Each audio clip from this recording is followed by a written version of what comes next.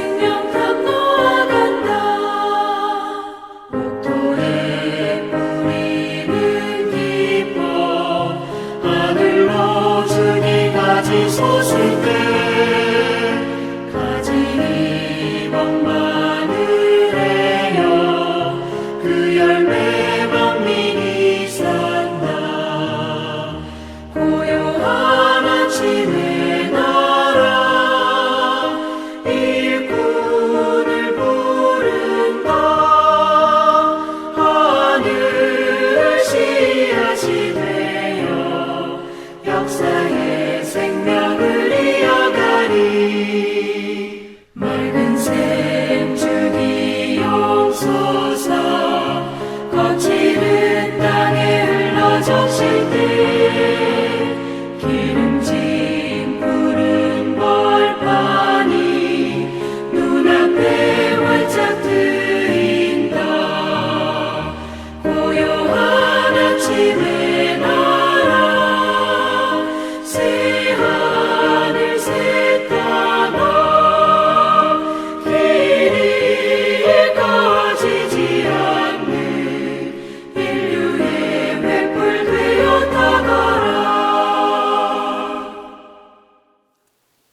오늘 우리에게 주신 하나님의 말씀은 에스더 4장 10절에서 17절입니다.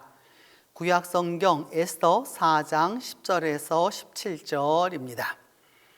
에스더가 하닥에게 이르되 너는 모르드게에게 전하기를 왕의 신하들과 왕의 각 지방 백성이 다 알거니와 남녀를 막론하고 부름을 받지 아니하고 안뜰에 들어가서 왕에게 나가면 오직 죽이는 법이요 왕이 그자에게 금규를 내밀어야 살 것이라. 이제 내가 부름을 입어 왕에게 나가지 못한 지가 이미 30일이라 하라 하니라. 그가 에스더의 말을 모르드게에게 전하매 모르드게가 그를 시켜 에스더에게 회답하되 너는 왕궁에 있으니 모든 유다인 중에 홀로 목숨을 건지리라 생각하지 말라. 이때에 내가 만일 잠잠하여 말이 없으면 유다인은 다른 데로 말미암아 노임과 구원을 얻으려니와 너와 내 아버지 집은 멸망하리라. 내가 왕후의 자리를 얻은 것이 이때를 위함이 아닌지 누가 알겠느냐 하니 에스더가 모르드게에게 회답하여 이르되 당신은 가서 수산에 있는 유다인을 다 모으고 나를 위하여 금식하되 밤낮 3일을 먹지도 말고 마시지도 마소서. 나도 나의 시녀와 더불어 이렇게 금식한 후에 규례를 어기고 왕에게 나아가리니 죽으면 죽으리라 하니라. 모르드게가 가서 에스더가 명령한 대로 다 행하니라. 오늘 본문 이야기는 에스더의 이야기입니다. 에스더는 성경 안에서 특별히 이제 바벨론이 멸망하고 페르시아가 드디어 이제 그 고대 근동의 패권자가 되었을 때에 그때에 그 수사, 성경에는 수산이라고 나와 있고 현대어로는 수사라고 하는 그 왕궁의 왕후로 있었을 때의 이야기입니다. 구체적으로는 유다인들을 죽이고자 하는 하만의 그 계략에 걸려서 온 유다인들이 죽음을 당할 수밖에 없는 그런 상황에 이르게 되었습니다. 우리는 에스더라고 하는 이 이름을 그냥 아주 당연하게 쓰고 있지만 또 모르드게라고 하는 이 이름도 당연히 쓰고 있지만 여러분 이 이름은 다 유대식 또는 히브리식 이름이 아닙니다. 에스더라고 하는 것은 그 이슈타르라고 하는 말에서 온 것이고 또 모르드게라고 하는 것은 마르둑이라고 하는 다 우리로 말하면 일본 시대로 말한다면 하나는 다나카고 하나는 하나코고 뭐 이런 식의 이름을 갖고 있는 겁니다. 단지 우리는 이 이름을 에스더와 모르드게라고 하는 것이 성경에 있어서 그냥 히브리어라고 생각하지만 그렇지가 않습니다. 자기 이름도 쓸 수 없고 그 지배하고 있는 나라의 이름을 써야만 하는 그런 시대를 살아가는 때입니다. 꼭 우리로 말한다면은 외정치하의 상황과 꼭 같은 때입니다. 그런데 유대인들을 다 죽이려고 하는 이 계략이 있고 나서 드디어 이 일에 대하여서 모르드게가 에스더에게 사실을 알려줍니다. 그러자 에스더는 무엇을 말하느냐 하면 왕실의 규범을 알려줍니다. 그것은 무엇이냐? 왕이 부르지 않고 나아가면 왕이 그를 알아보지 못하고 금규를 이렇게 내밀지 아니하면 다 누구든지 다 죽이는 것이 법이기 때문에 왕 앞에 나아가서 말하기가 어렵다라고 하는 것을 말하고 있습니다. 그리고 실제적으로 에스더 자신도 왕에게 부름을 받지 못한 지가 30일이나 되었다라고 이렇게 이야기합니다. 이것을 그대로 모르드게에게 전달하자 다시 모르드게가 에스더에게 회답을 보냅니다. 내가 왕궁에 있다고 너는 혼자 목숨을 보존할 줄 아느냐라고 말합니다. 왕궁에 있다고 너 혼자만 살 수 있지 않다. 결국 유다인들이 다 죽게 되면 너도 죽게 될 것이다 라고 말하면서 이때에 아무 일도 하지 않고 있으면 결국은 다른 데로 말미암아 유다인은 구원을 얻겠지만은 결국 너는 멸망하게 될 것이다 라고 말하면서 왕후의 자리를 얻게 된 것이 바로 이때를 위한 것이 아니냐라고 묻습니다. 그러자 거기에 대하여서 이 이야기를 들은 에스더의 회답은 이것입니다. 수산에 있는 그 당시 그 페르시아 제국의 수도에 있는 모든 유다인들을 다 모아서 에스더를 위하여서 금식을 하되 밤낮 30일을 금식하라. 요즘 말로 하면 단식이죠. 먹지도 않고 마시지도 않는 3일을 그렇게 하라. 나도 그렇게 할 것이다. 그리고 난 다음 그 규례를 어기고 왕 앞에 나아갈 것인데 그렇게 나아갈 때 죽으면 죽을 것이다 라고 하는 각오를 보여줍니다. 그러자 모르드게가 가서 이 모든 일을 수산에 있는 유다인들에게 다 행하도록 합니다. 죽으면 죽으리라. 죽으면 죽으리라. 저는 개인적으로 이 책을 아주 어려서 이 책을 읽었습니다. 또 더불어서 어려서 이 죽으면 죽으리라의 저자였던 안희수 교사가 저희 집을 방문하기도 했습니다. 우리나라가 해방되고 나서 미국으로 떠난 다음에 처음으로 한국에 돌아왔었을 때에 이분은 침례교도였는데 그 당시에 저희가 다녔던 그 교회를 방문했고 저희 집에 왔었던 그런 생각이 지금도 생생합니다. 그 내용은 이 에스더의 이야기와 아주 비슷하고 서로 연관이 많이 되어 있습니다. 외정 말기에 그 그리스도인들을 죽이려고 하는 그 핍박과 박해와 그 모략들이 횡행하게 하는 바로 그 시절을 죽으면 죽으리라 라고 하는 제목으로 안희수 여사가 책을 썼던 것이 지금도 생생합니다. 오늘도 우리들이 살아가는 이 세상은 죽으면 죽으리라 라고 하는 각오가 필요합니다. 그런데 무작정 죽으면 죽으리라 라고 나아가는 것이 아니죠. 에스더는 말하기를 3일 동안 금식하라고 말합니다. 어떻게 금식하느냐? 온 유다인 전부가 다 금식하고 기도한 연후에야 자기가 나아간다라고 말하고 자기도 금식하겠다라고 이야기합니다. 우리는 교인들이어서 늘 이런 말을 하죠. 기도하겠습니다. 그런 말을 들을 때마다 저는 가끔 고개가 갸우뚱해질 때가 있습니다. 정말 저 사람이 기도해 줄 것인가? 아니면 인사말인가? 여러분, 기도를 부탁하는 사람은 그만큼 절박한 것이죠. 죽으면 죽으리라 라고 하는 그러한 절박함이 있기 때문에 기도를 부탁하는 것이죠. 그 기도를 부탁받은 사람은 여러분 죽으면 죽으리라는 각오로 기도해야 하는 것이죠. 그 기도함이 있어야 믿음을 지킬 수 있는 것입니다. 여러분, 우리는 이 세상에서 하나님이 허락해 주신 생명이 있는 동안 올바로 또 행복하고 또 그리고 즐겁게 기쁘게 살아야 합니다. 그렇지만 주님이 부르시면 언제라도 또한 갈 수 있어야 하는 것이 그리스도인입니다.